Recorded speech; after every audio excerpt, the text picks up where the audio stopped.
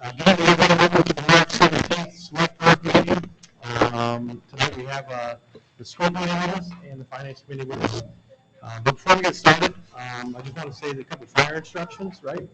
So for those of you in the back, you can walk around right at the front door. For those of you on this side of the room, there's an emergency door right over there. And for these on this side of the room, there's an emergency door right over there. Thank you very much. One other point is that we are aware of the disappointment of not having an open comment tonight. I just want to tell everybody, thank you for understanding. Last meeting was not the last chance for open comment. We'll certainly have some open comment periods.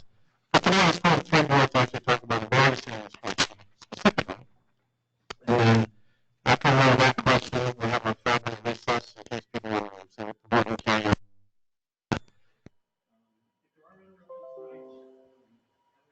We have a full agenda. I would rather not go to the next agenda item, but I'm hoping that the rest of the crowd can let's get through the business first. Right. So with that, we have no minutes to approve. We have no, this is the agenda tonight. Yep. We're going to pledge allegiance right now. Thanks.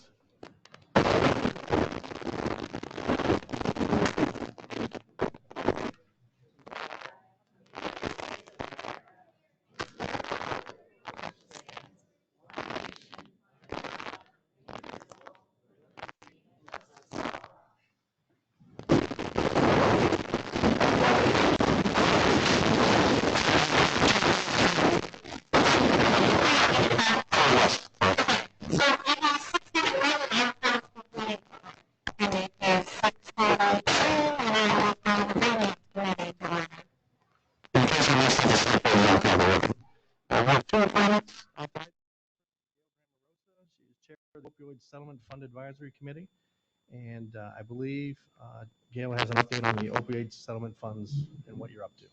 Great. Is this close enough? Am I doing okay microphone-wise? Great, thank you.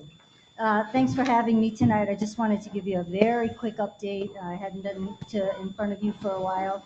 I'll let you know what our committee is up to. So just to reiterate, I'm still serving as the chair. The committee is continuing to meet monthly.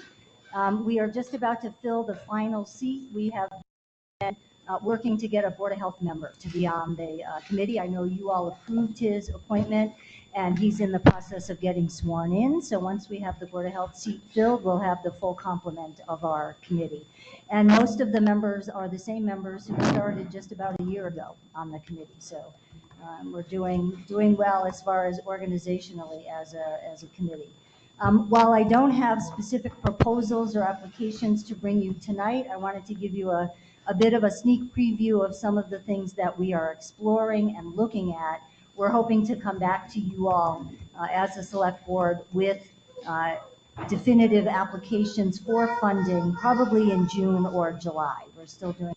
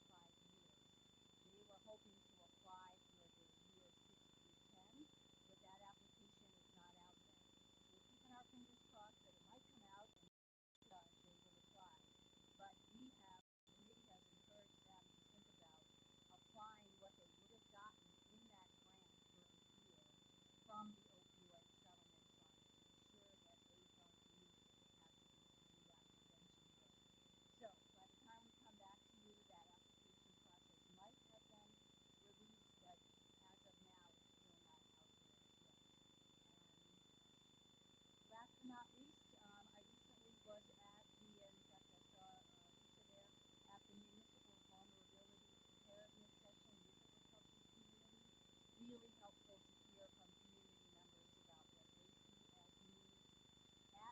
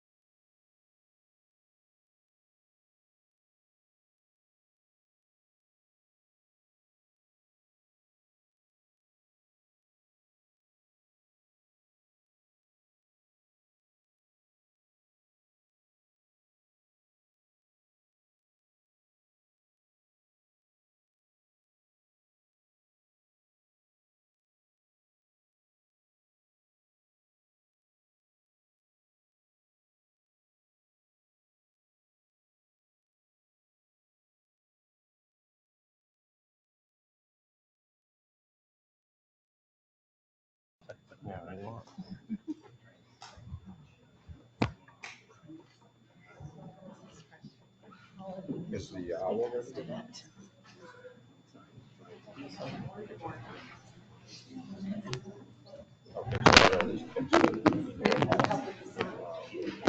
ready?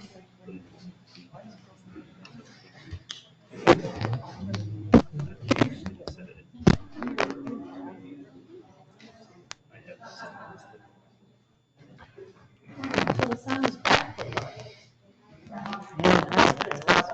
Sounds like peanuts.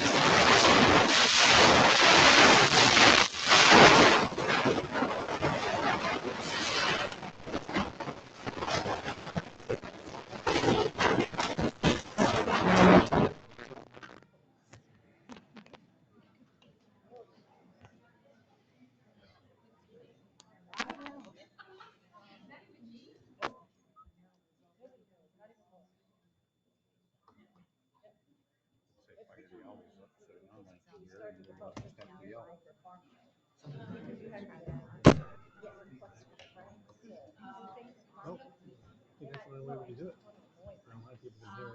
So just speak up. I'm going to use your outdoor voice instead.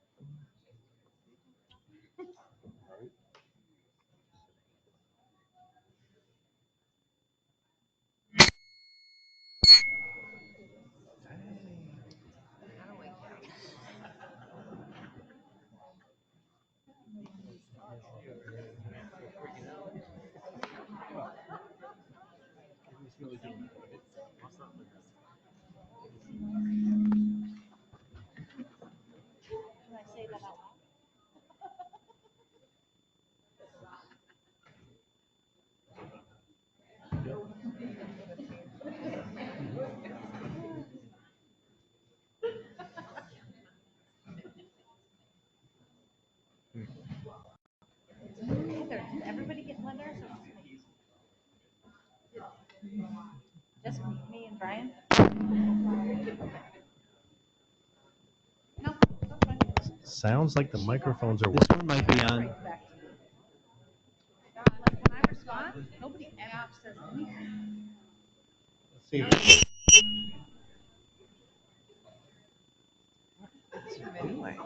Anybody have any noise?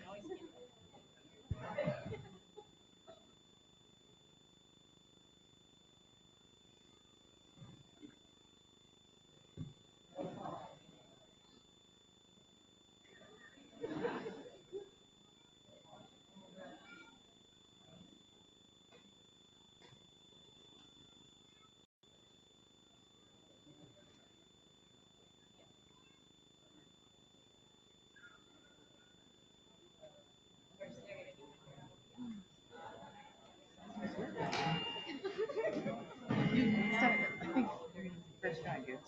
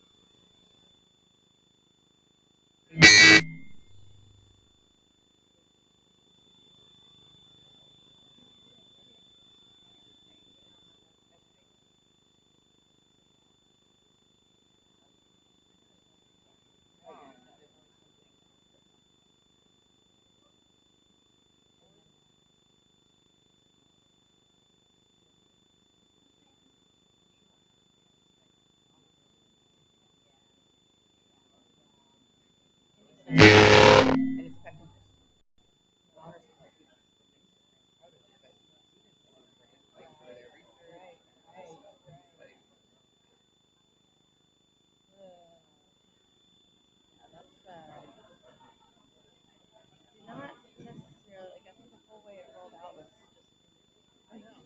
And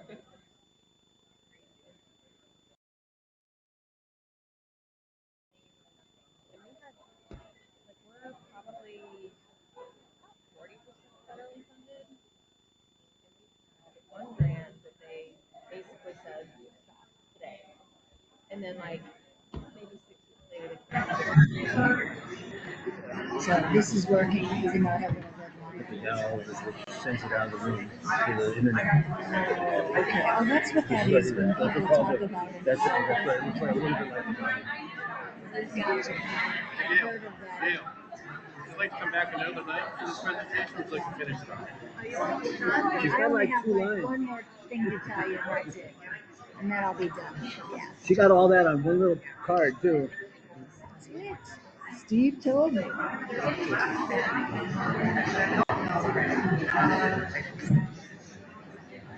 You want to reschedule? So you can actually. Yeah, I'll just tell you one or two more things, and then I could come back at I another. don't leave you here all alone, Joe. What? Do what?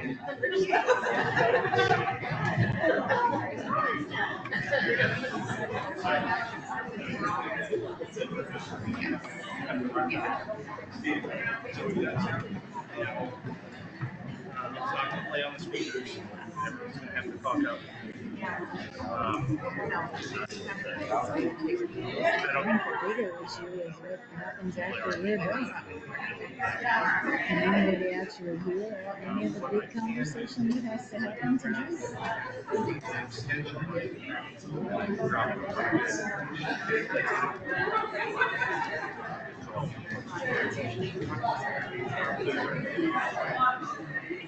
Those are meetings that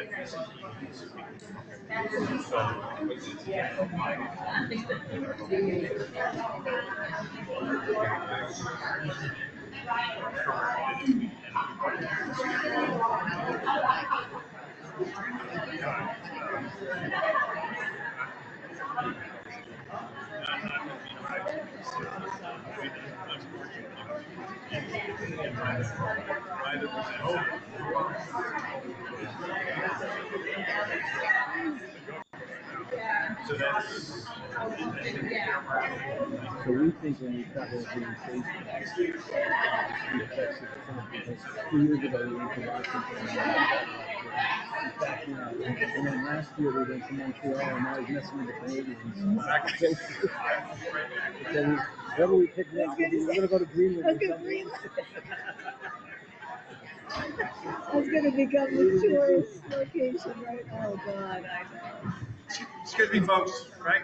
So the slight change of plan, everyone up here has to use your outdoor voices inside. Hopefully that's okay, right? I got that, no problem. The internet is working. That's an owl in front of you. It's like people online should be able to hear and see. But if you're here in the room, everyone up here has to speak extra loud. All right? So, Gail, back to you. All right, so that includes me, I assume, as well. Extra loud. Turn towards them, or you reporting to them?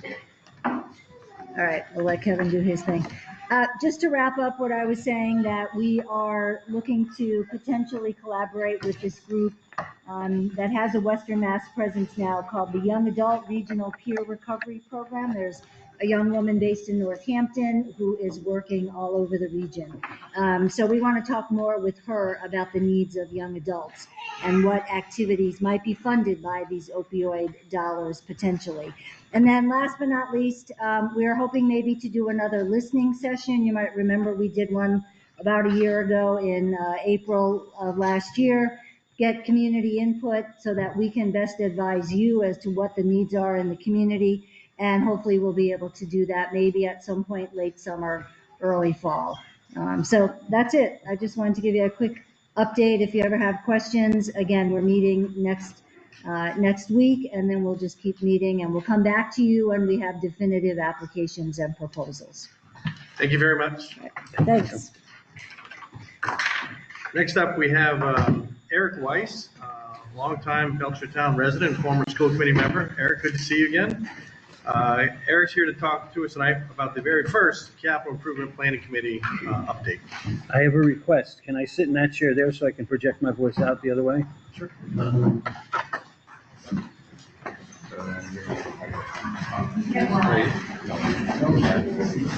he just wants to project that. Yeah, no. Otherwise, people at home won't be able to.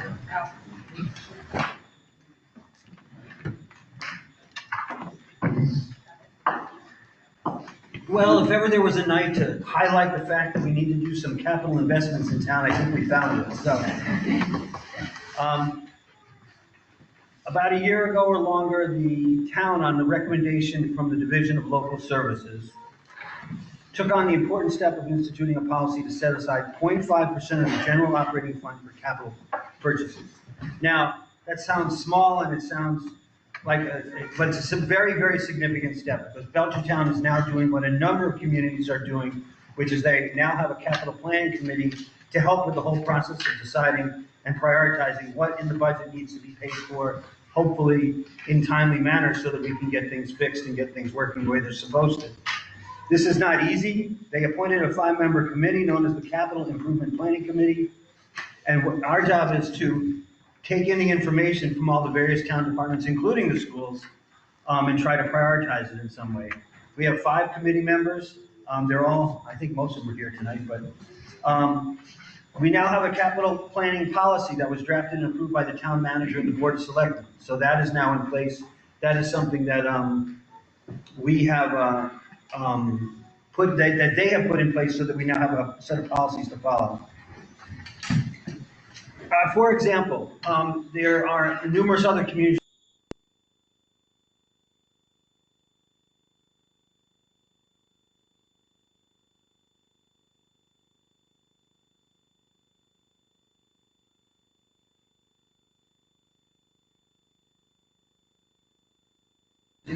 and to provide some way to prioritize what the needs of the town are. The committee recognizes the serious fiscal challenges faced by the town at this time, and the committee will help provide some guidance and support for the prioritization of most critical capital projects. We admit this year we had a short timeline. We started in the fall, and here we are at the end of winter, and we had to get some information together. We focused only on 2026. Next year, we'll try to push ourselves into trying to reorder things for the last 5 years to try to look at the whole picture that's out there. We spent time, we had 8 different meetings. We met with the school department, the Department of Public Works, and the town manager. Our efforts led us to look at single and combined asset purchases, which amount to more than $20,000 by the town. So under 20, we don't necessarily take a look at it. We then tried to identify high priority needs in rank order, and we presented only the top ones for the 26 budget. Our next task is to work with the town manager and school and DPW and other departments to develop a framework for tracking mechanisms, request forms, and a systematic 5-year forecast so that it's not a novelty part of the process. As I said, so far we've had 8 meetings, and we took in the information that we got from the various departments, and then we began to do our evaluation. The committee was provided with a spreadsheet from the school department as well as our town manager that came up with a lot of good information about the needs. They have vans, trucks, backhoes, all the different air handling equipment on the various buildings, a roof in one particular case. What we determined was that the town of Belchertown at this time is at $18.7 million in need of capital improvements. If you add up everything in the whole town and put it in one pot, that's $18.7 million, of which we have somewhere between $400,000 and $500,000 right now to start paying that down. That's a big investment. It's a large sum of money that the town has to come up with somehow to start looking at things and putting things in place. So it's another challenge the town has as we look at things. What we did was we tried to provide a master list and a high priority list. So initially the master list, which is attached to the report and was sent to the select board, contained the master list contained a little over $7 million in projects from both the public works, the school department, mechanical projects, and renovations to town buildings, of which there are many different pieces. We then said, okay, there's a high priority list of things that we'd like to consider this year. And that was for DPW buildings, some money for the school department, for various projects, some mechanical improvements in terms of air handling machines, and some renovations to town buildings, coming to a total of $1,131,000. That's not $400,000 to $500,000. That's still roughly double that. But what we tried to do was say, okay, what are those big projects? What are the projects that we see in the priority order? And without getting into a whole lot of detail, but these are the top 10, as it were. The Chestnut Hill Community School needs a whole new set of door locks. And this is part of the reason I wanted to present it this way, is that this is the kind of stuff that you have to do to maintain a town, to maintain a school, to keep things working. This is not real exciting stuff. It's just what needs to be done. Javish Brook, they need a whole new phone system to be replaced. The Freedom Center, they have some fire suppression work to do. There was need for the DPW to upgrade its radio systems. There's a need for a wheel loader for the town.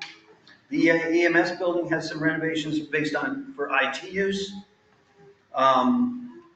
The DPW needed another truck body on one of its vehicles. Chestnut Hill Community School has a heat pump that needs to be replaced. Town Hall, besides the sound system, needs some repair on the exterior of the building in terms of pointing and brick. And the police station needs some new hot air handling units for the police station. So it's really important for us to understand that this is a process. We have a nice committee that works well together. We get along well together, which I really appreciate. Mr. Williams has been exceptional in terms of the information, as has Linda LeDuc and Eric LeBeau, been exceptional in providing us with information. We know that this is not the end. In fact, we fully recognize that this is the beginning of the capital planning process for Belchertown. We're just sitting on the ground floor as a committee trying to present this information. We know we need to work on developing a 5-year capital plan. We know we need to update how the capital requests come in. We know we need to work and review on all capital requests, and it's going to be a two-way street with the select board in terms of how we get recommendations from them and they get recommendations from us. Is what we're trying to look at. And so when we step into this process for going forward to the next year, what we'll bring again next year is a new list of capital projects. Some might be the same projects if we weren't able to get to them, but we'll bring a new list of capital projects forward as part of the town budget discussion. So the town budget discussion, we all know is complicated this year. This is another layer that needs to be added to it. I give the town credit for recognizing that a capital planning committee to look at over the long term is the way to do that, as opposed to trying to push things together year after year after year and trying to work things out within the operating budget, which in the long run will not work. So I enjoy doing this, and I know the other committee members do it, so thank you, and we will come back with more recommendations at a later time, and I'll take any questions that the board wants to ask. Any questions from the select board? I have two clarifying questions. So the 18.7 million, Yep. how is that different from the master list at 7 million? What's the difference? The master list there is that's the prioritization of the biggest projects and the ones that are higher on the list. That's not all 5 years. The 18 million is what we have for the 5-year number right now. And it's new, but it's a real number based on all projects. Okay, and then my second question is on the list of the top 11, are those placed in priority of importance on that page? Not necessarily. It was more to highlight what the needs are, and there would have to be some prioritization over one over the other. That's why we made it so that there could be some choices made and some final discussions made. Those are clearly the top 11, but if we decide one thing is more important than another, then we can work with the other boards to do that. Our job is to bring the information forward. It's not necessarily to pick and choose who gets what position. It's to bring the information forward so the town can then absorb that into the budget making process. Thank you. Eric, I just want to say thank you very much. This project is about 10 years overdue, and it's a much needed look into like what it takes to keep the town running structurally wise. So I'm going to thank you and the committee for taking an unbiased look at the needs and bringing that information forward. Super important. Thank you. Thank you. All right, moving on. We're gonna move some of the mics around real quick. Very good. Might at least be able to Sure. put this up here. We may maybe a little bit. All right, very good. So 5A, for those of you in the room, asked, even online or emails, asked to move it to the top of the agenda. The board listened, so it's at the top of the agenda. Because it's such a complex topic and requires input from a lot of people, I think the best way to start would probably be to listen to the school department, give a little more color about either how much, why, like the spot we're in, just your views as a superintendent, school committee, and then we'll start the conversation there. So from where I sit, from when we first presented to the select board, the question I asked was, what's the plan for the future? And nobody had a plan for the future. At that point, I didn't know what to do. A group of parents started this process, looking for the 2.5 override, learning an awful lot of information. I feel like it's all very valuable. So all of us here at this table are very interested in the benefits of our town, right? People's property taxes is important to a lot of people, but their property values are also important to a lot of people. And so at this point, the school committee is still asking for level service, and we want to see where we can get what can happen with that. Very good. Any other thoughts? I mean, I just will reiterate what Heidi said. I mean, we've been in this discussion for quite a while. I think we've all expressed our deep concern over the impact of a $2.1 million cut to our budget, how that's going to impact both the district as a whole and especially the students. So as Heidi said, you know, we are still looking for level service. So in other words, is that the schools are looking for $2.1 million in this coming fiscal year? Correct. All right. Any other comments? The Finance Committee, you've been at this for a few years. Any other comments from the Finance Committee about a 2.5 override? I have some comments and possibly clarifying questions. I'm not sure if any of the other members do as well. But I would like to start out with, I am opposed at a 2.5 override for operational expenses at every level. So put that right out there. This does not solve the problem, in my opinion. I put the Band-Aid on it. And it's going to continue to add additional taxation burden to the taxpayers, which could price people out of moving to town, price people out of being able to stay in town, and could also have really negative impacts. So what I would like to know is, I've seen a lot of time and effort put into this 2.5 override proposition, emails that have gone back and forth with all kinds of information in it. What I would like to know, as the chair of the Finance Committee, as well as a tax-paying citizen for decades, is since Javis Brook School, the new one, was not passed in a vote, what has the school committee or the school leadership done to reevaluate its current structures and space, to try to find cost savings ways to reconfigure grades, possibly close a building, possibly do all kinds of things that would save revenue and still allow the school to have the resources to provide the programming it needs to provide and keep the teachers in place that they need to have. Because I have not seen any of that. I have seen we need 2.1 million last year when we were unable to provide, because the resources were not there, any more than was given, which was a net of about 600,000 or 700,000 less than the school had asked for. There were 2 people that collected unemployment. All the same programs and services were provided. 1 classroom was consolidated, and I don't want to call anybody out, but there's a meeting that's recorded where that was said.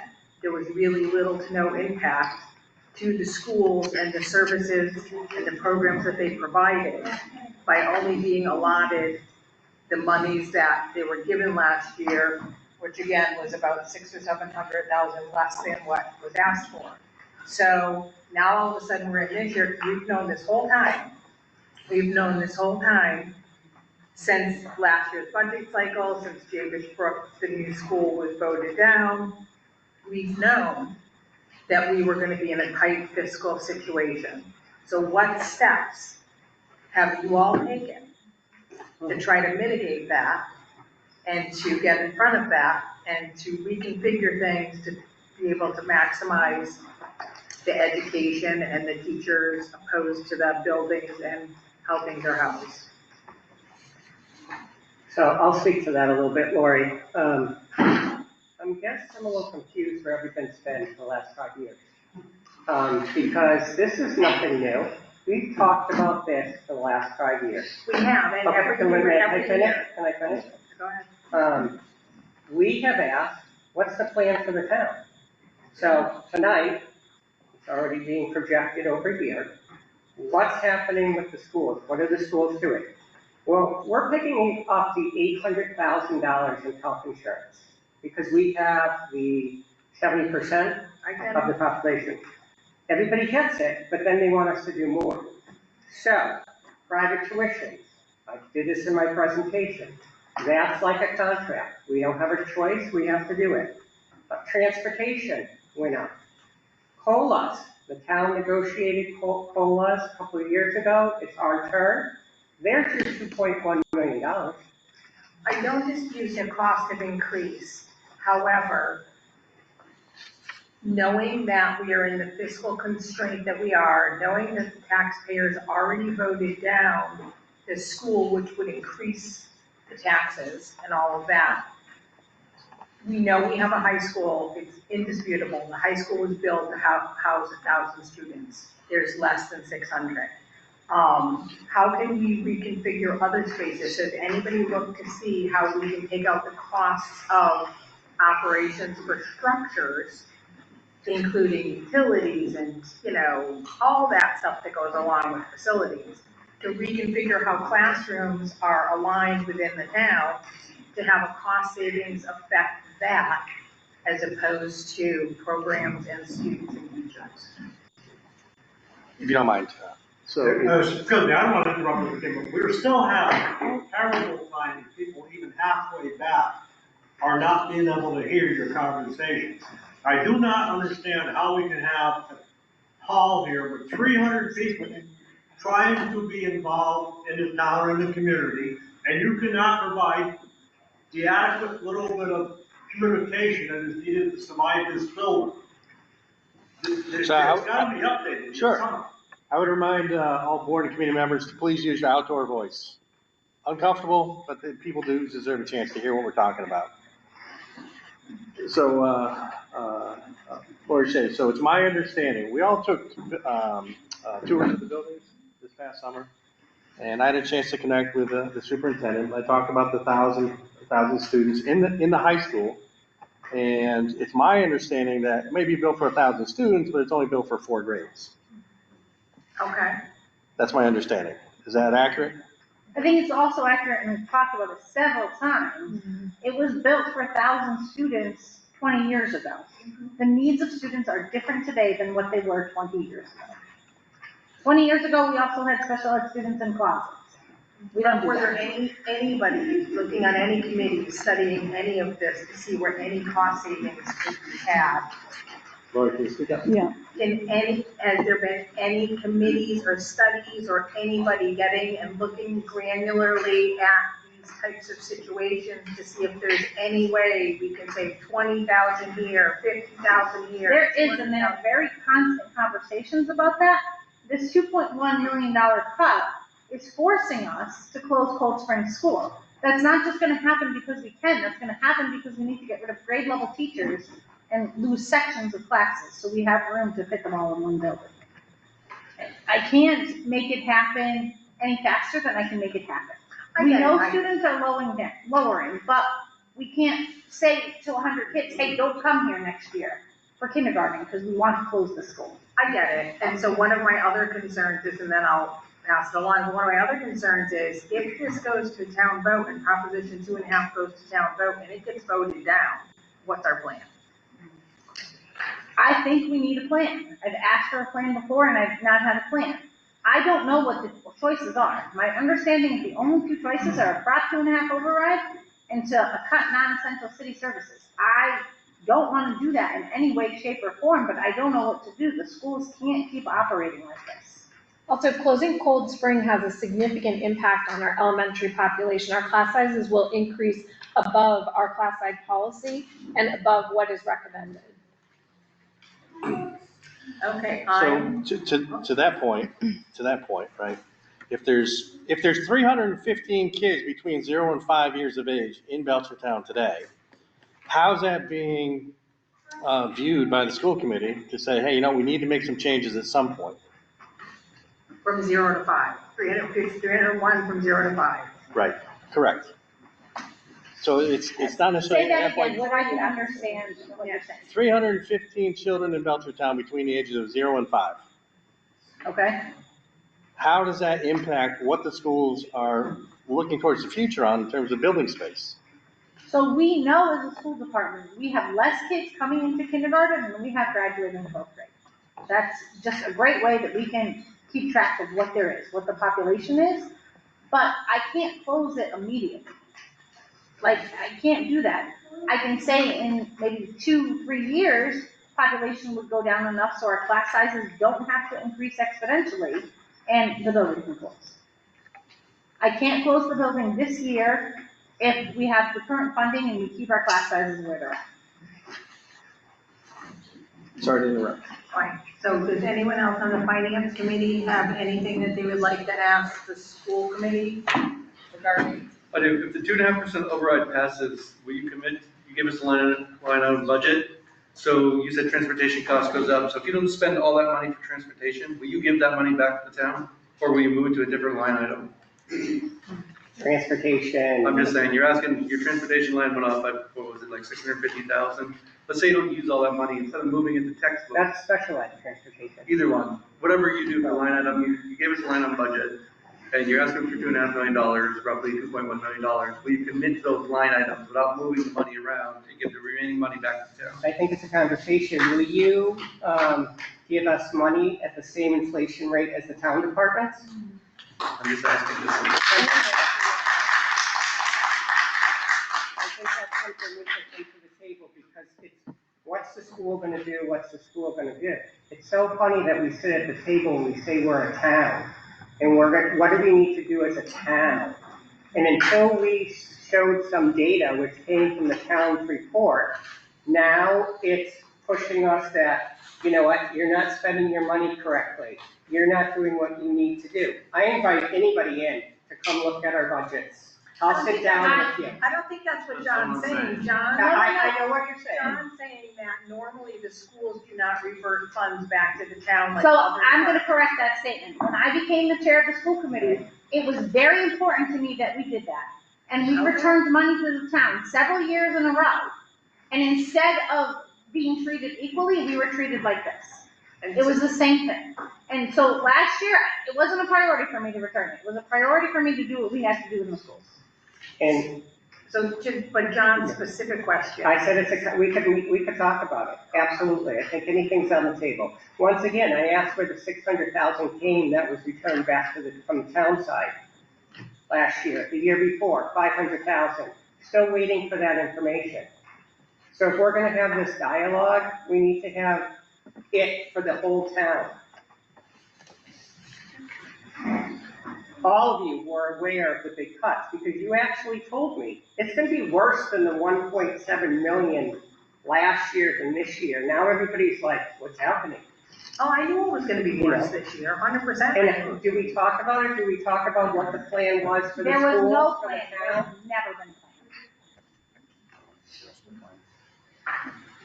plan. You want to speak? We have a lot of plans. There's a master plan that's got about 10 volumes in it. We have the local rapid recovery plan that has a lot of suggestions about economic development. What we don't have is a plan to generate $2.1 million of additional tax revenue in 1 year.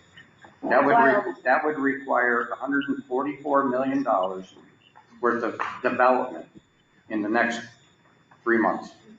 That's not possible. So when we say there's no plan, it's in regards to closing the budget gap through taxation. It has nothing to do with the town not planning. We have plans all over the place. I think from my perspective, when we presented this and had a $2 million budget, what's the plan? Lori told me this. Ed kind of said, and the rest of the select board kind of didn't know either. Okay, but I want to be clear. We have a lot of different plans that we're trying to implement and trying to see through fruition so we can generate more tax revenue, but those are long-term plans. So it doesn't seem there's a plan to help the schools, get the schools back on level funding. And what is being asked for here is to put this on the ballot. To be this fair, you have more than level funding this year. We do have more than level funding, we don't match the inflation. No, but you did have even last year, I believe it was 19.2%, like 9,800,000 over and above the required net school spending. I believe every year for as long as I can remember, decades, Belchertown has made sure that the schools had a large amount, in the millions of dollars, over what the state requires that we provide for net school spending, because we are a whole town. You're right, I did say I don't know, because I'm a finance person for 4 decades. I deal with the money that I have in front of me. This is all the money that we can count on. So this is what we have to work with, and how can we keep everything running to what it needs to be. And so you're right, I don't know what the plan is when the school needs 2.1 million over what they received the year before, when there's no revenue coming in to support that. And the additional burden on the taxpayers is going to be, if it passes, is going to be really difficult for a lot of people in town to absorb. So why not to let them choose? Oh, Why not let the residents choose? This is democracy. I really have a problem with them choosing whatsoever. It's not up to me, but I don't personally. Because isn't it really more than 2.1 million, because I believe the town's cutting 400,000? Is that right? You've got the town cuts, you've got the capital plans, the schools, all this stuff has to come into play. Absolutely. But to your point, we could talk about this for another 5 hours and still end up in the same spot. So if you don't mind, are there any other comments from the FinCom? Any other comments from the school committee? I don't have anything else. I remember. All right, so in that case, I'd like to turn it to the select board. The select board should feel free to ask either the FinCom or the school committee any questions they have at this point. I'll go first. I fully understand the funding difficulties that are in front of everybody at these 3 tables, and I can only imagine what it looks like to everybody in the crowd. It's not easy. We've gone over 20 years absent a real effort at looking at reducing unnecessary expenses everywhere we look, town side, school side. The government keeps growing. Everything keeps growing, right? And I cannot, myself, in good faith, support an override that not only doesn't fix the issue, but it actually exacerbates the issue for future years. The only thing we've talked about tonight is a single-year fix. It doesn't even fix it. So I can't, in good faith, support an override like that. To Mr. Ritter's point, and I know the superintendent has a different view, but you offered tonight that you said you'd walk anybody through the budget. I'd like to take you up on that myself, outside of this meeting, right? But my real problem is that we don't have a systematic plan to put in front of the taxpayers at town meeting or a special ballot. And it does not fix the issue, the underlying issue of basic financial management as outlined in the DLS report of 2021. So those are my thoughts. Jen? I'm all for letting the voters decide. So if there's a plan to be put in place that combines a numbers presented, I will vote to put it on ballot. I don't think it's going to fix it, but I think that we're going to need a backup plan if it does not pass. Whitney? Sure. I also believe in democracy, and I believe that my role here is to be a sounding board and representative of my town, and I agree that this should go to the ballot and let the voters choose. I also think that there are other towns in the same position, and we should not feel ashamed. I believe the seeds we're sowing will work, but they will not work by fiscal 26. So I think this is a possible option that we should absolutely put on the ballot and consider. And what I want to say, with I have my time left, is that I'm concerned about a house is only as strong as its weakest wall, and we need to come together and we need to work together. Things have been very tense in my time on the board, and I really want to see us work together for solutions long term, and I would like to be someone who helps do that and reach out my hand.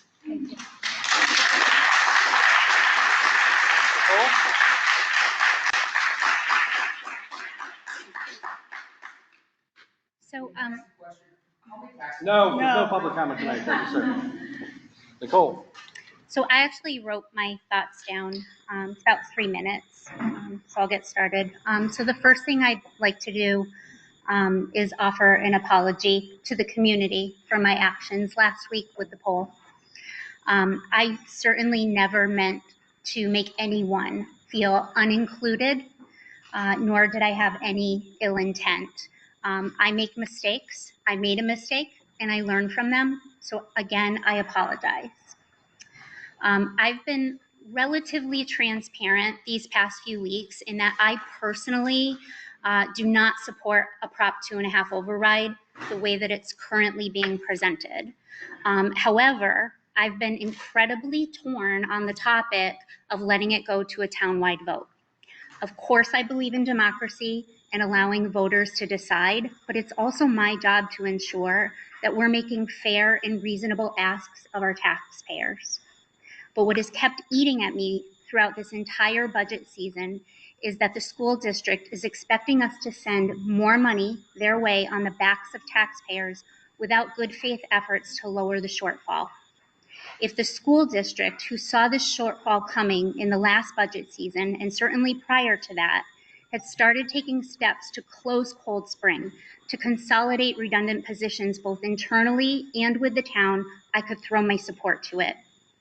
But to come to us and say, we need $36 million, we want an override, and we've done nothing to proactively remedy the need is unfair to residents.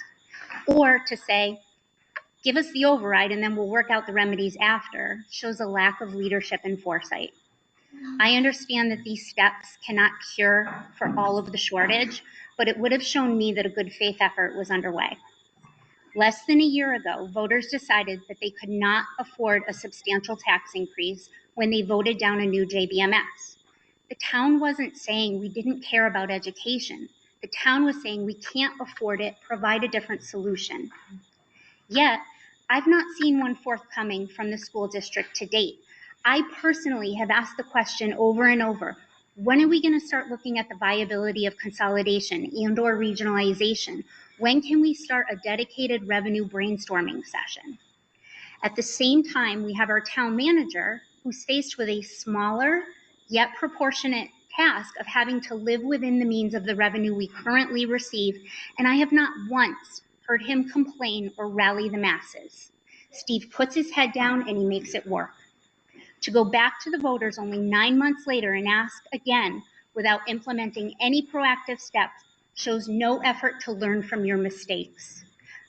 As one resident recently said to me, no means no. In closing, my decision tonight, although likely to be unpopular in this room, is that I will not support a Prop 2.5 override as presented on annual town meeting warrant or ballot. But that doesn't mean I won't work with my colleagues on this board to move forward with it, should that be what they decide. But for now, I'm choosing to stand behind those who I believe are the silent majority, the voters of the town that already said no. Lisa?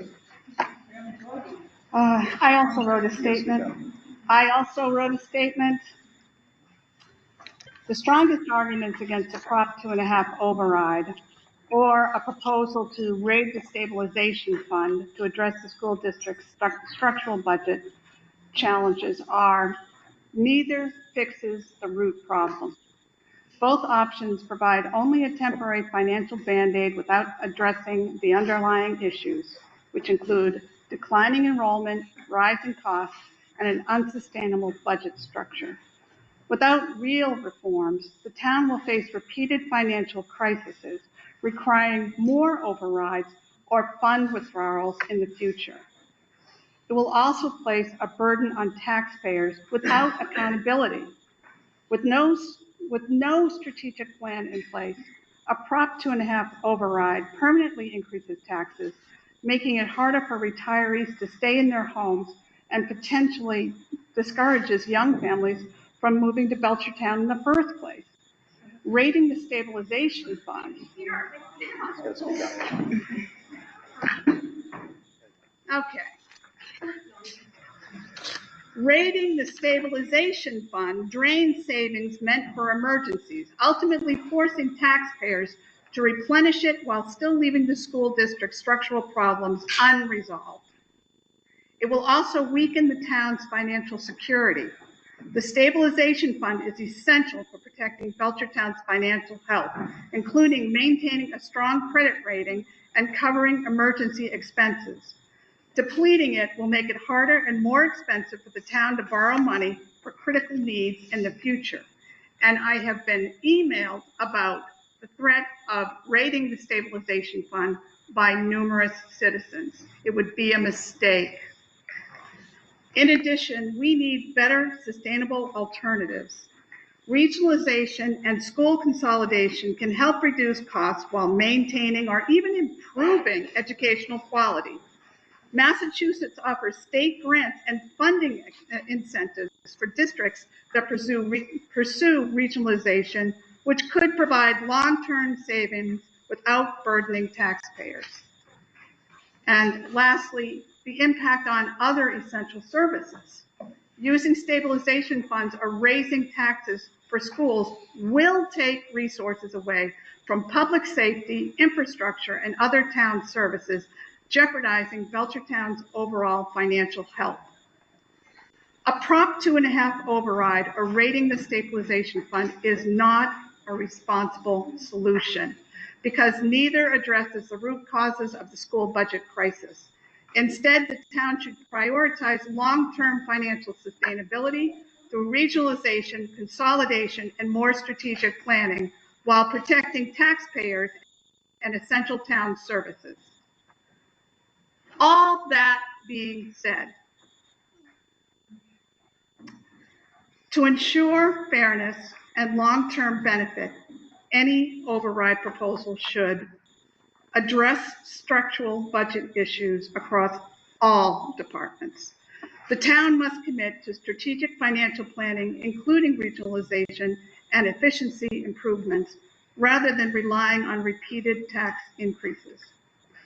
We need to improve infrastructure for all town services. If taxpayers are asked to contribute more, the fund should support public safety, roads, municipal buildings, and town-wide improvement, not just schools. Protect taxpayers from future increase. Any override should come with a clear accountability measures, spending plans, and financial oversight to prevent recurring deficits. A targeted town-wide override, if truly necessary, should be designed to benefit all residents, not just one department. We have 14 departments. Ensuring Belchertown remains a financially stable and desirable community for everyone. So while I personally do not support a Proposition 2.5 override with no strategic plan attached or the threats to raid our stabilization fund, I do support democracy in action. You've heard the various arguments presented by the Select Board, the School Committee, and the Finance Committee. I vote to allow a one-town, one-number solution to appear on the ballot in the form of a Prop 2.5 question that includes all departments, not solely the school department. Democracy decides, but it must benefit everyone. And I'd like to thank my board members and the committee members in attendance. This is a really hard thing to do in public, right? Talk about taxes and money and all the other stuff. But that's why you elected everyone around the table. And I just want to say thank you. So along those lines, is there a motion? So I move that we put a Prop 2.5 override on the town meeting ballot. We need the number, so we need to do a vote again. But we'll have to vote on that number next, but we need to vote. We're going to put the number on that. Yeah. Isn't that what I said? We need to get some language from council on what the ballot. Right. But So we're just motioning that we're gonna do. The motion would be to begin the process. To allow. Yep. To allow. There you go. Allow. What's that again? All right. I move that we allow the process to put forward the Prop 2.5 override on our town meeting question and ballot Second. for this upcoming year. Motion's made and seconded. Roll call vote. Jen? Yes. Whitney? Yes. Nicole? No. Lisa? I have a question. So I'm not going to say yes or no. The question is it one town, one number? We're beginning the process. We have to go through the process. Okay, then yes. This is a bad idea. I vote no. Motion passes 3-2. Okay, let's see here. Well, that definitely takes B and C. Can I ask a point of clarification? Will we be coming to a number in our next meeting? That is the hope. We got to task Steve. School's already said 2.1. We'll task Steve to get the town and other stuff, and we'll come up with a number at our next meeting. Can you do it by next meeting? Mr. Cameron, Yes. will we have the number, try to get that before the next meeting, select board? I believe it's 2.1. 2.1? Is 2.100000 or? 2.1 million. You can copy it. We've got their number. We have a meeting tomorrow. I don't know if it's on our agenda, but I think that we should to discuss it. That's what we want to do. Yeah, this can be added as an emergency. Yeah, I would agree. So if you stay for the FY26 budget update, there has been some slight adjustments to the income and expense sheet. So, you know, if it's 2.1 with a bunch of zeros after it, then that's fine, but We'll discuss it. yeah, we need to figure out exactly where you're at. Okay, so with that, I'd like to call for a 5-minute recess. So if folks want to leave, they can leave. 5-minute recess.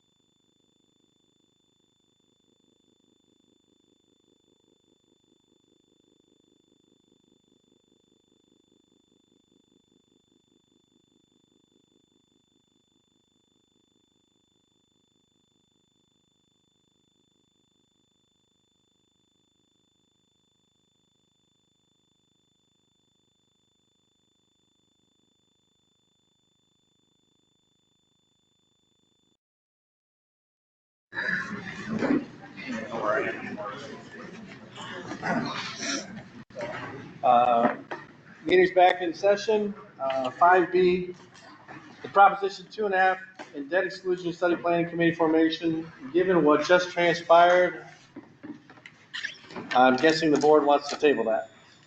I feel like we should still look at it for Yeah. long term. Like, I don't know that we should scrap it. I think that we need some sort of a. My view is that there's gonna be a ballot question put forth. Right. People are gonna hear about this 2.5 study override committee. They're gonna have incomplete data, incomplete everything. I would rather hold that off until the ballot was. Okay. I agree. Was the charge of the committee to come to come to the number, the final number, or no? No, Okay, then I agree. No, we don't need it well, at this time. at this time. Correct me if I'm wrong, but I thought the Consolidation Regionalization Committee we put in the hands of the school committee. Well, we're talking about that next. Okay. Oh, This is the 2.5 override, sorry. oh, we're on the debt exclusion. My apologies. Yes, I agree. Okay. Yeah, all right, so table that, Steve, until after the election. 5C, the School Consolidation Regionalization Study Committee formation. Last we left it, is that the superintendent was gonna call Desi. Any news to report? So, yeah, I spoke to someone at DESI who gave me a retired individual that oversaw regionalization. He would like to do a Zoom with Steve, myself, Heidi, and anyone from representative from that board to give us the lowdown. They'll come out and do a presentation. They're very neutral, but there's a whole bunch of stuff you need before you can start. So I will send that to Steve. So let's try to get that thing scheduled. Steve and I, and anybody from that board want to be on it? Yeah. Probably a couple people at least, I guess. Well, Unless this you is- post it. This is just an initial meeting that he wants to talk to a few people. I mean, I'm not saying you can't have more than one, but We can figure that out. they're gonna come out and do a presentation. I'm not trying to throw Nicole under the bus, but she's our school liaison, so. Yep. that might be- No, I want to do it. So this is going to be to give us some instruction on how to form a committee and go through the process? Yes. Okay, so we don't need to form the committee first? Right. No. So can I be clear, as this goes, is this gonna be the schools leading the front, or the select board leading the front, or is this gonna be a combined effort? I think it should be a combined effort, but that's just my view. I'd like to see us work together. I think that you are the subject matter experts. And so, you know what? That's how I feel. So you may feel differently. That's fine. I do. But as the representatives for the school, being close to the schools, then I would look to you for your advice and experience and expertise. But yes, we would work with you. But I always look to subject matter experts on anything I don't personally have expertise in. I think that was Brian's point about contacting this other person you're talking about, and then have them sort of guide the conversation, or at least start it. Yeah. Tell us what you need, tell us what everyone needs to know. Okay. We're the experts. 5D, FY '26 budget update. Steve Williams. Thank you. So I've been busy working through the general government budgets. Since the last time we had an update on the FY '26 budgets, we've received Pathfinder numbers. They came in lower than expected. We actually saw about an $11,000 a year reduction in our assessment to Pathfinder, which is good news. So that changed numbers slightly on the overall budget.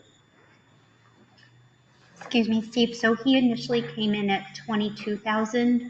What is the final number? When Eric Duda was here, he had suggested we see about a $26,000 increase. 26, okay.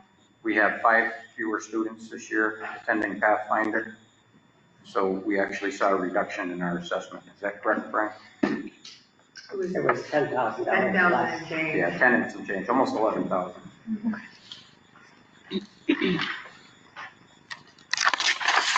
So that changes the deficit that the school department's facing to $2,131,849.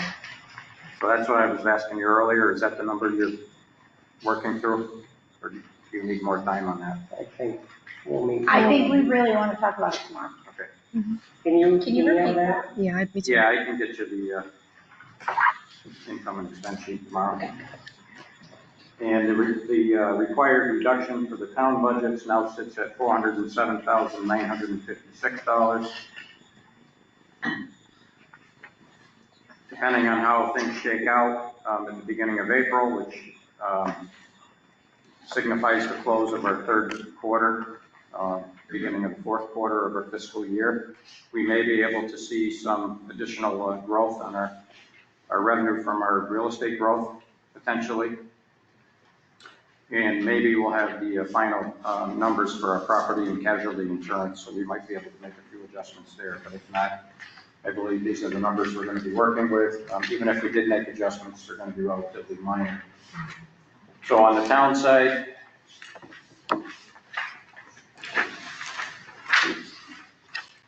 I've been able to make the necessary cuts.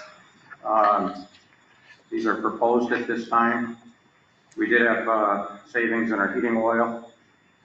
Electricity was stable, so gasoline and diesel came in a little bit less than we budgeted originally.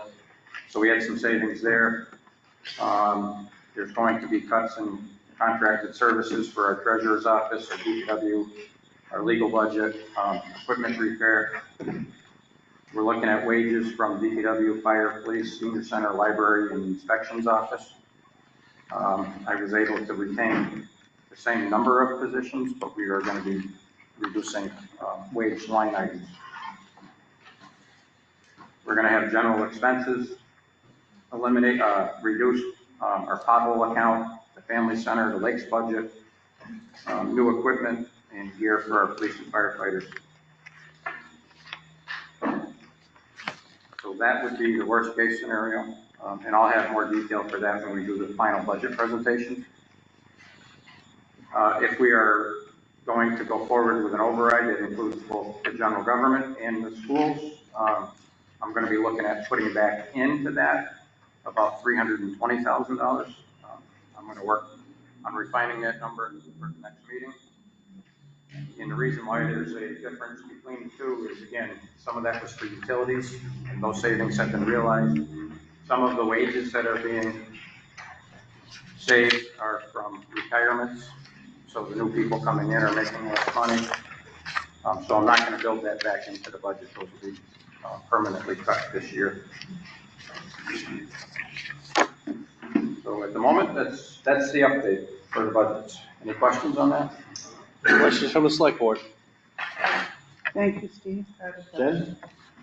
What is the lakes budget normally? I didn't bring that with me. Do they get money? They get money from the CPC? So Yeah, they're eligible for grants through CPC. I believe last year's budget was around $14,000. It's been pretty consistent every year, that $14,000 range. I know we supplemented the Correct. It's something that we simply can't maintain. I get nervous because, you know, like neglect one of our assets. Mm-hmm. Yeah, that's something that would go back in for an override question. Thank you. Are we still talking inside voices or outside voices? Yes, Okay. here. Yeah, so I'm just Outside. outside. Want to hear I anybody? don't think people are doing that. Do people hear me in the back about lakes? Right now, but not everything you said. Steve, I had a clarifying question. I think you already alluded to this, but if we were going to go for an all town-wide override, would any of those lines change for you? Would you ask for more funding back in order to increase any of those hours or give any of the committees money that you would cut?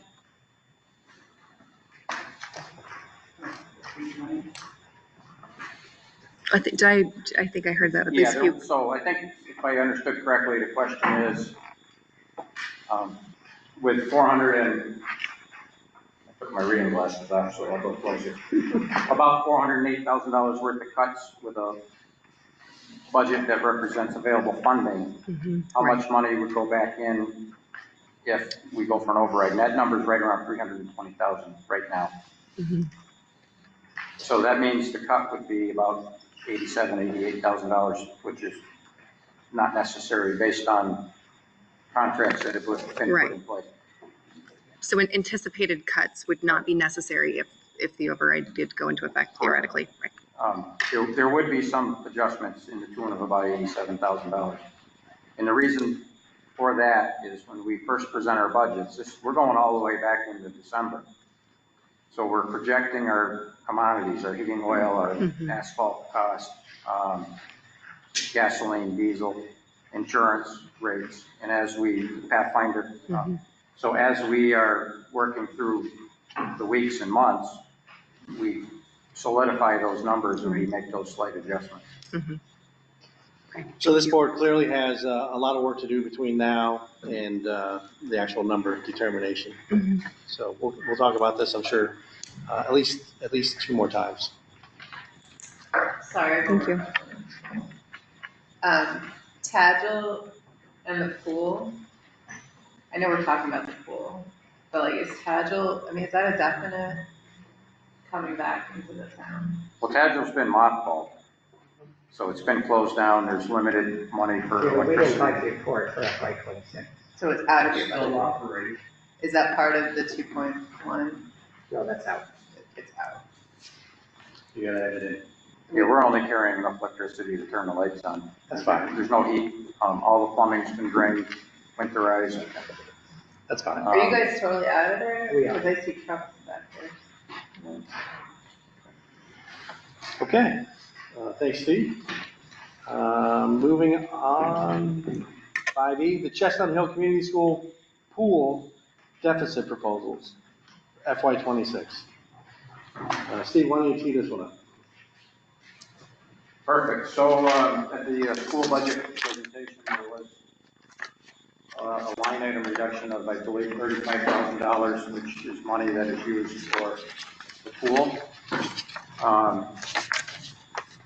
If we have to make that cut, and I use the term we because I think we're all in this together, that means we have to make up that money somehow or close the pool. We simply can't build $35,000 back into the general government side of the budget to cover it. So I asked Kyle Tebow, the recreation director, to come up with a solution with the existing fee system that he uses and to generate $35,000 for that. I believe the majority of that is utilities, and there's some portion of it that is for repair, which is pretty consistent from what I understand. Every year they spend about the same amount. So that is in your packet. I'm concerned about it. I think it's not going to be a linear adjustment in the fees. I think some people may decide not to go anymore, and we're probably not going to be able to recover $35,000 just by increasing the fees.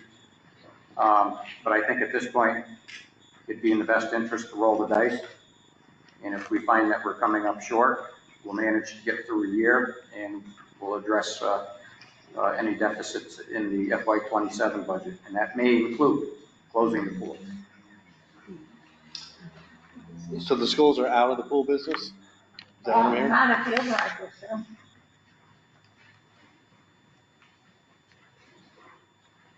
And if it doesn't go through, Then yes, we know. then you're out. So I just want to make sure the board's aware that these fees are going to increase significantly, that it's, again, a roll of the dice. We can make a decision now if we're going to close the pool, and I can build that back into the budget, or we can take a chance and hopefully make it through FY26 and see where revenues come in. Let's open it up for discussion. Rainey, Nicole, Lisa? So as a user of the pool, I was not upset about these increases to the 6 month or the 1 year pass. I felt like it was reasonable for me. So, I'm in support of this. I'm not a user of the pool, but I think we should roll the dice, because for people who do use a pool, it's a valuable resource. I don't think we should lose the pool, so I think we should roll the dice. And I'm also want to just mention that I noticed over the weekend there was some additional marketing done by the rec department, and I thought that was very smart, and I'd like to see that continue. Any thoughts, Whitney? Yeah, I agree. I don't want to see the pool close at this point. Rolling the dice sounds fine to me too. I'd really like to see in continued marketing. I don't think we utilize our pool enough, and it's such a great space, and we really could be bringing more revenue just by getting it out there more. Well, there you have it, Steve.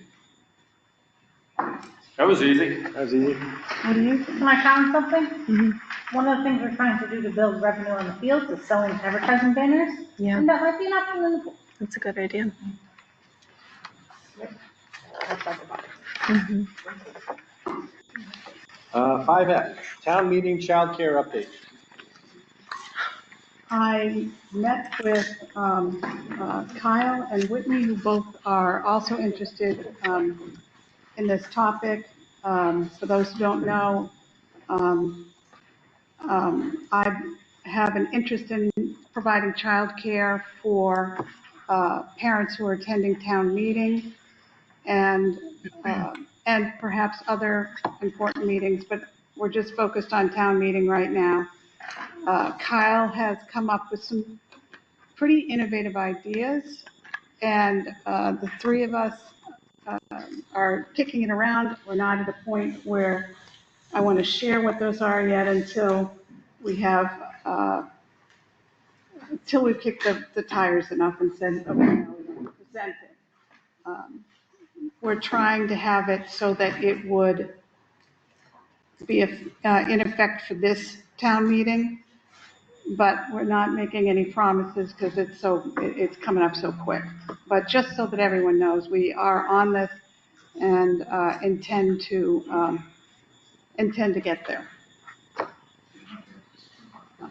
just want to ask you a question. Have you looked at Cheryl, do you mind if we take that offline?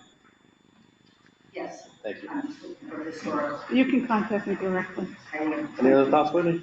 Sure. I don't want to give away anything Lisa's not prepared to talk about, but we have done some research in town. We've contacted some of the businesses, and we've also looked at our recreation department.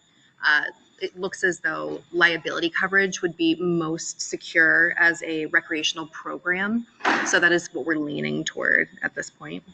And that's pretty much all I want to say right now. And that's all we want to say at this point. Yeah. Yeah, but right now. But anything is a good effort, and so I'm glad that we're headed in that direction. And thank you, Lisa. School committee. Motion to adjourn. Oh, we wanted to adjourn. Sorry.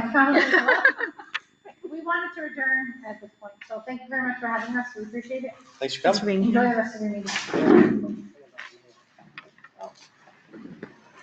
Are you going to be talking about mail? Usually we talk about mail, yeah. Okay. Because I sent you all an email. It didn't make it in. It won't be in this week.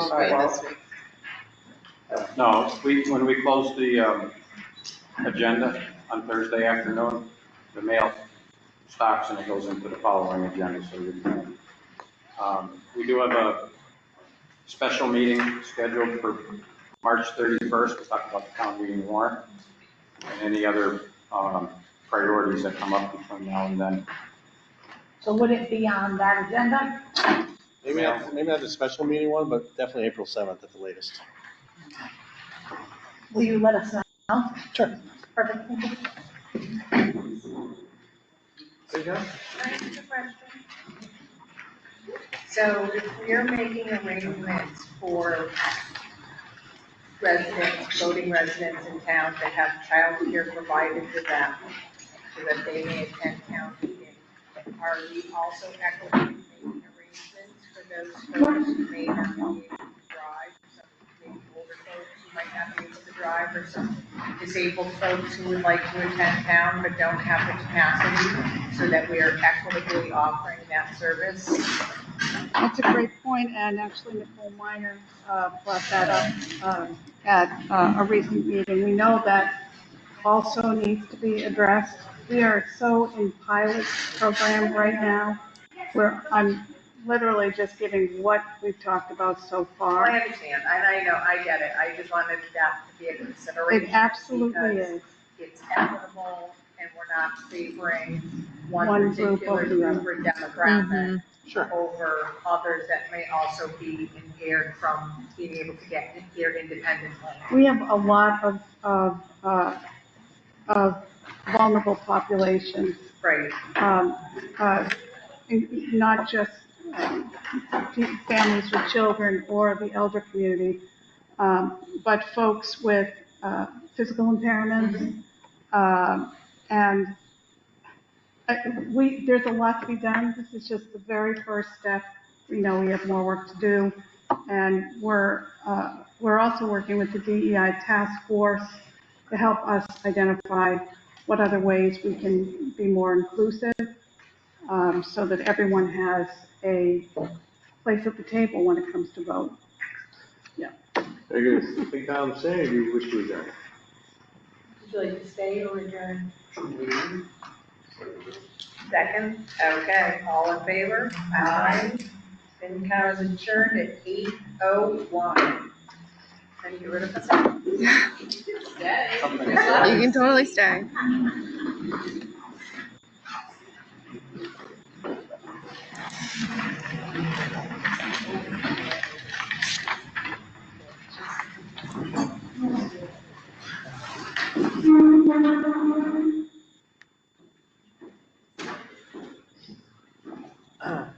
Five G is routine business about a registrar. Is there a motion?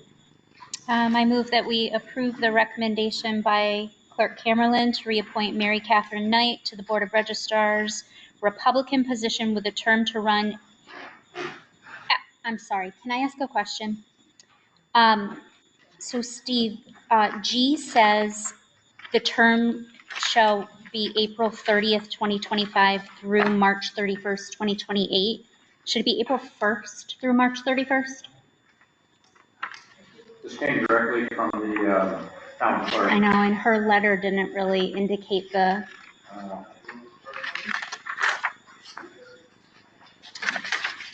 Nicole, I agree with you. Yeah. Please amend your position. Okay. I move that we approve the recommendation by Clerk Camerlin to reappoint Mary Catherine Knight to the Board of Registrars, Republican position with a term to run April 1st, 2025 through March 31st, 2028. I second. All in favor? Aye. 5H, review the zoning board of appeals special permit application. Are there any concerns from the board? So my only concern is that I'm happy that somebody wants to do something with the building. I'm just concerned that we're taking it out of commercial. Yeah, and that was the same concern of our DPW director. I agree. So Steve, did you put that in the letter back to the ZBA? Thank you. I vote intention to lay out as a town public way the Woods Edge subdivision. This is all routine, also routine business in any given year, but Steve, if you want to give a brief synopsis, that might be helpful for the people that are here. Sure. Nearly every year, our Public Works Department presents streets to the Select Board for consideration of layout as a public way. These streets are generally subdivisions that are complete. The Planning Board manages those projects until they are ready for acceptance with the board.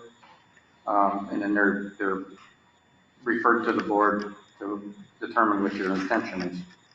If the intention is to lay it out, you simply refer it back to the planning board for a report. Once they report to you, you will vote again at that time you'll first have a public hearing and then you'll vote to lay the street out as a public way. So let me back up a little bit just so people understand what's going on here, because when developer begins the process of a subdivision, they construct a roadway. That is not a public road. It does not become a public road until it's accepted at town meeting. It's actually private property. It belongs to the developer. So there's probably people watching tonight that have lived on streets that the DPW has told you, we don't plow, we don't maintain it because it's private property. So we have to go through this process for it to become public property, which also makes it eligible for state aid for repairs. So the process again is once the planning board signs off, the Public Works Department would ask the select board to vote their intention to lay it out as a public way, refer it to the planning board for a final report, hold a public hearing, vote to lay it out as a public way, and refer it to town meeting for adoption. At town meeting, there'll be a vote. If it's in the affirmative, then town council will pick it up from there, and there's a whole bunch of paperwork that needs to be filed, easements that need to be put in place, and then it becomes an official So is public way. that three meetings for this to happen? Oh, boy, okay. It's quite the process. Yeah. Okay. Is there a motion for the first step in this process? Is that this? I believe that's this, reading this. I can't read it. What? And the glasses. That's the motion, right? So that's the second one. Well, either one, they're both there. What's that? Jason's, this is what's that. That's it, and then authorize the chair to sign. All right, I'll read it. Yeah, you're on page 6 of your packet. Okay, so I'll start with Woods Edge.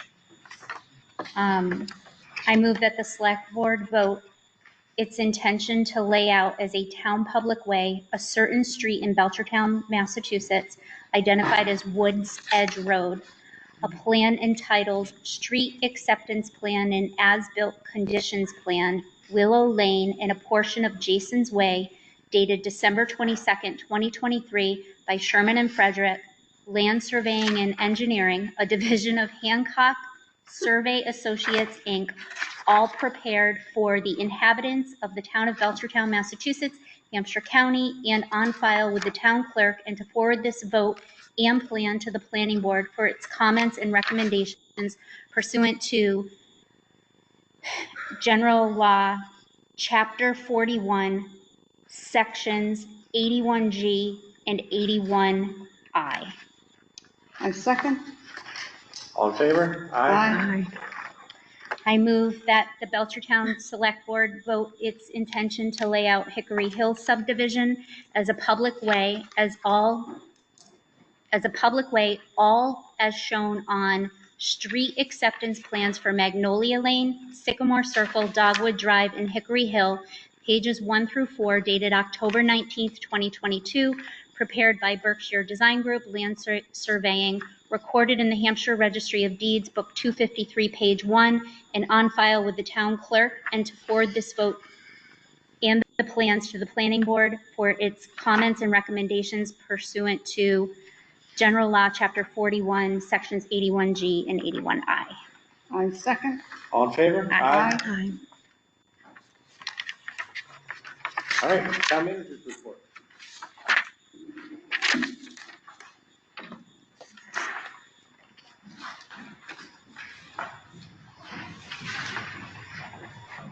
It's been another busy couple of weeks. Town accountant has prepared 2 warrants for bills payable, including payroll. For the view on the audience includes expenses and payroll for the schools. These are big numbers. The first is $655,717.65. And the second warrant was for $1,508,987.90. I've been reviewing the requirements and procedures for Proposition 2.5 override. I think our next discussion, we need to include whether or not we want to consider known needs for FY27, the upcoming ballot, as well as funding for capital through a debt exclusion. So I think that's something that Brian and I also need to talk about before the next meeting. I've been working on the FY26 budgets. I developed 3 options for the override and exclusion review committee. I'm going to put those on the back burner for now. Franklin School is out for sale, and I've responded to some questions about the building. The bid opening for that is the 28th. I've been attending meetings with BCTV and their staff. Obviously, we have some work to do, and I think we're developing some pretty good plans to get to where we need to be. I attended a meeting with the Collins Center that is regarding the human services review that we're doing. That includes a component of regionalization and consolidation of different town departments into one human services division. We had a pre-construction meeting for the EV charging stations that are going to be located outside of the town hall. The order has been placed, so as soon as the materials come in, the installation will start. It sounds like around May. I was meeting with the Pioneer Valley Planning Commission regarding the funding for the Sports Haven infrastructure project. I had bad news. Due to some changes with the federal government, some of the money that we need for this project is being held up. And we missed our window to award the contract, so we are going to have to rebid this project. We are looking at 3 to 6 month delay. So I'm really heartbroken over that. We put a lot of work into it, and the residents down there were expecting to see some work this spring. So it's that's really a tough one. I had a public records request for opioid litigation related documents. Spent quite a bit of time working on that with our town clerk. I had the draft report from the Capital Improvement Committee that was presented tonight. We did work on the host community agreement with CL Cash. It's one of our marijuana industries here in town.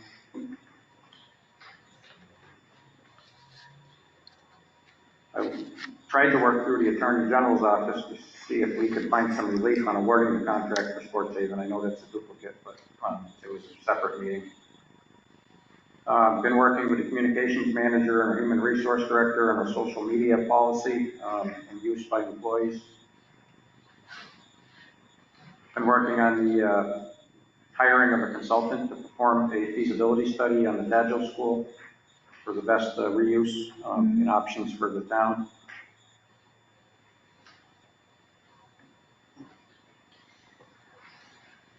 I did attend a regional town managers meeting regarding FY26 budgets.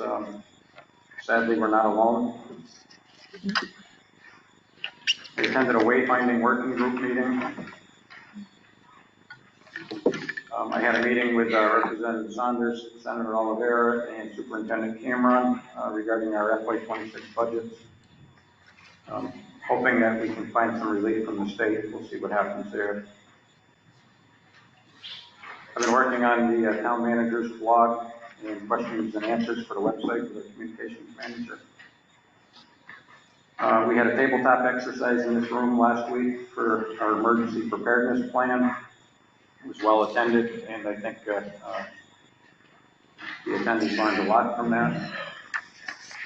I attended the Amherst Chamber of Commerce event at the Tables on the Green by Tara.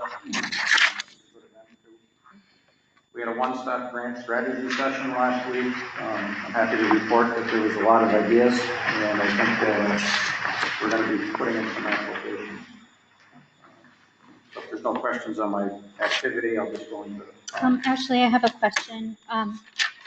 The meeting that you attended with Representative Saunders and Senator Oliveira, what was their take on that? Is there any money?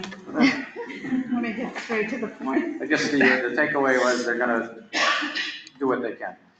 I don't think we're going to see the money that we need to close our structural deficit.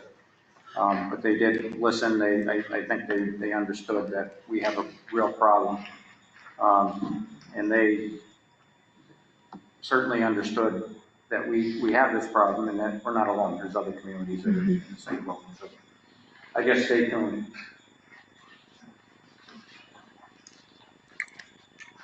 Want to add anything to that, Brian? Or?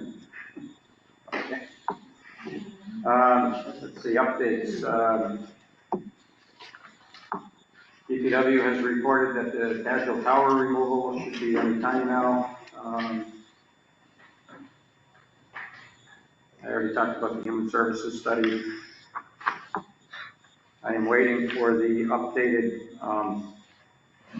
financial audit from the DLS. This is an update to the 2021 document that seems to be generating a lot of conversations lately. Our next meeting is March 31st to set the warrant for town meeting. And I already gave you the FY26 budget update, so that's all I have tonight. Very good, thank you. Any mail items catch anybody's attention? Any questions from the press? Can you please identify yourself? Yeah, I'm Klein. I'm a reporter for the Daily Hampshire Gazette. I saw that the school got a $215,000 grant, and I was wondering if that was towards the feasibility study that's mentioned. Yes, but sure. And then speaking of just kind of asking about talking to reps for the aid relief, South Hadley along with East Meadow, or East Long Meadow, Munson, where several other towns are doing a grassroots campaign meeting with town managers, town administrators, and superintendents to try to put together some sort of package along with letters to testify in front of the House, the State House Ways and Means Committee on March 21st. On March 24th, they're meeting, discuss what they're going to present on March 21st. And then they're also going to be meeting with reps at the end of the month. And I'm just wondering if Lisa Wong or anyone can reach out to you guys about joining this group, because I do think Belchertown would be a very good addition to that. Did anybody reach out to you, Steve? As a matter of fact, they have, and I simply don't have time to help. Okay, great. Very good. Any other? Nope. Do you have any from just the audience? Are you? No, you're not thinking anything. Not tonight, sir. We don't like talking to you. It seems to be a top secret meeting every time I come here. So. That's not true. That's not even fair to say. We'll up to the next one. Moving on. Individual board member reports. Whitney. That's the way your attitude seems to go here. You don't seem to have any input from anybody. Whitney report? Yeah. Yeah. Whitney? My board report's very short tonight. I just wanted to share that I also attended the Amherst Area Chamber of Commerce event, After 5 event at the new tables on the green, and it was so well attended. I was so impressed, and it was sponsored by Window World. So it was a great event, and I was really glad to be there and to see so many of our town members and businesses come out. And then I also went to the second annual Shattuck Sugar House Sugar Fest this weekend. It was fantastic. I also had a couple of updates from the Family Center that they wanted me to share, as I am their liaison, and I haven't given a report on them in a little while. The Family Center Committee offered several programs over February break, including Free Family Swim, Mammals of Belchertown, something called Bokyo, I don't even know what that is, Reduced Cost Playmates, and other events. They are currently planning similar offerings for April vacation. And they are working to find a store community closet donation so that they can have another seasonal event. They've also sent out a survey on Facebook. They'd love feedback because they'd like to know what people's interests and needs are for them now, seeing that they don't physically have a space and that they do feel limited in this and are hoping that there will be opportunities for them to have space in town in the future. And I'll continue to talk with them about that. Thank you. Nicole? March 5th, I attended the Branding Belchertown meeting. We had our first meet and greet with the graphic designer that we chose. March 12th, I attended the MMA webinar entitled Empowering Town Boards and Committees, Best Practices for Select Boards. I guess my takeaway from that was they had some really interesting ideas on how to get the residents involved in committees and boards, which I think I'll want to probably share some of those ideas at a later date.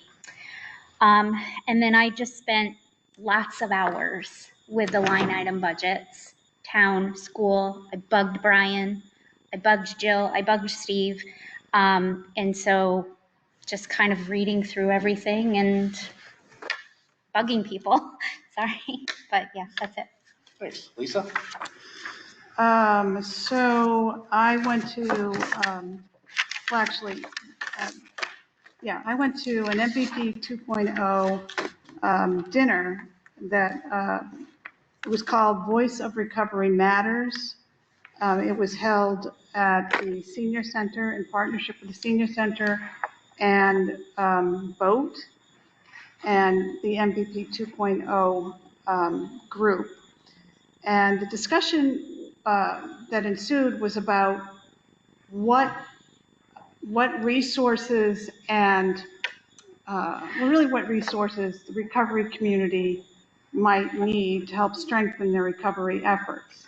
We are talking to vulnerable populations across the community, including families and the elder community and a lot of others, and we would be remiss not to include the recovery community in these efforts. The upshot of that is they had a lot of really great ideas.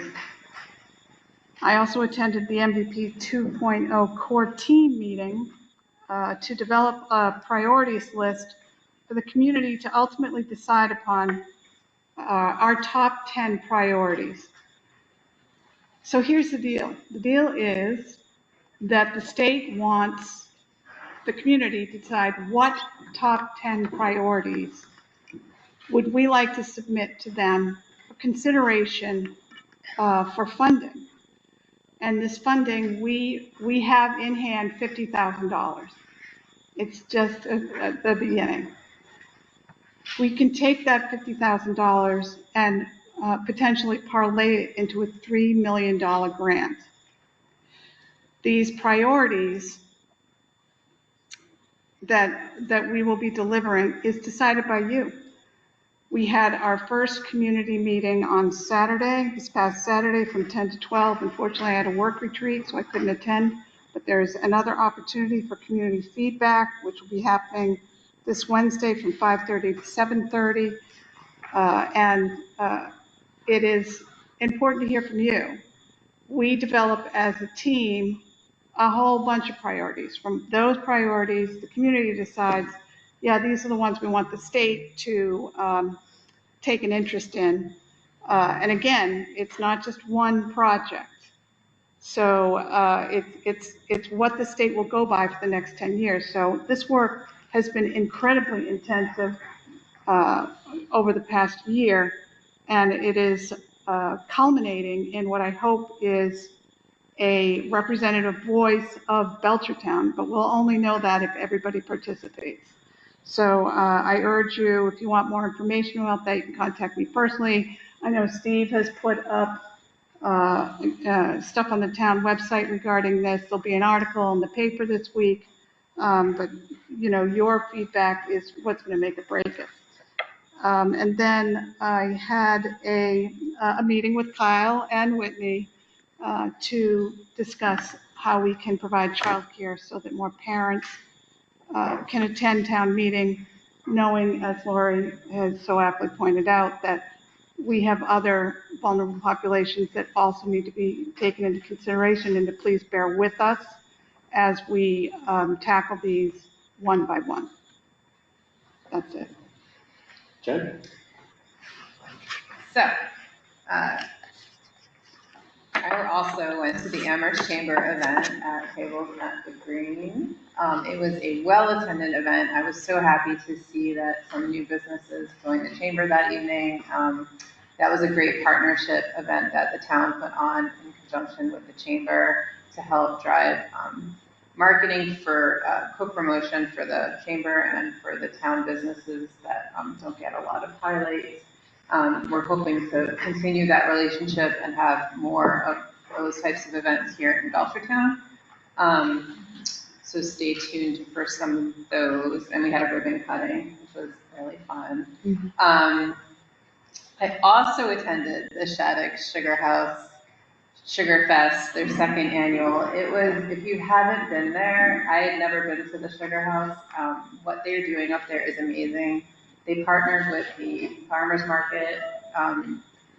It was like a quintessential, it needs to be like a signature event. I talked to the Shaddocks about that and about pursuing additional funding for the event since it's self-funded, but definitely adding that to the Rolodex of Belchertown events that we have held here in town.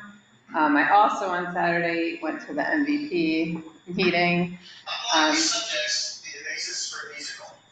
So I got to hear firsthand about the priorities that the core team has been working on. So I got to learn more about that project. So I was very happy to see there were a few folks, and I'd love for more folks to get involved in that project. So if you can make it on Wednesday evening, please try to.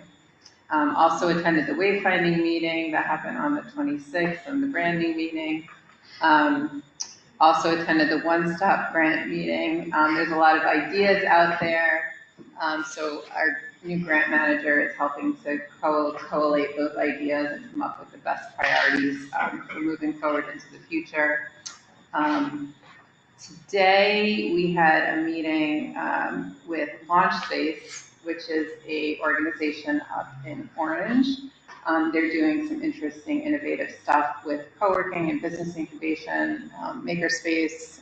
They're doing something in partnership with the town of Athol. So we scheduled a field trip to go up there and see what they're doing and see how we can take some of those ideas and bring them to town. We are also upcoming having some meetings with the Boys and Girls Club in Ludlow and the YMCA locally. So stay tuned for some of that. Pieces of information. I also want to mention our town planner had a kickoff meeting for our next section of the coalition of the matrix of the master community plan. I was not able to make it, but I don't know that I am the best person, so I want to open it up to my fellow board members to see, or maybe even from the communications committee, we were talking about potentially having some other additional representation besides Doug and I to take part in that. So did the kickoff happen already? It was just the two of them. I don't know what happened. It happened on Friday and I missed the meeting. So I'd be interested in talking more about it with you. Yeah. All right. So opening that up. Wednesday, we have a meeting with Ty and Bond for the EIC stuff. I forget what that's about. Meeting, like a workshop. Yes, the engineering firm, Ty and Bond out of Westfield, is interested in doing the feasibility study on the Thatcher School, which is what the grant. That's for tomorrow. That's tomorrow. But then Wednesday, there's an EDIC. Okay, so that meeting is with, again, Ty and Bond. And the EDIC to discuss Parcel D redevelopment. And Parcel D is the property next door to Anytime Fitness. Got it, yeah. Has the EDIC filled their realtor opening yet? So far, we've had one letter of interest, which has been forwarded to the chair. Mm-hmm. And we're waiting for others. Very good. I think I'd like to close the meeting by saying I'd like to thank everyone in attendance tonight. Tough topics for sure, but I appreciate everyone's respect for the board to let them have difficult conversations in front of everybody. I would say thank you.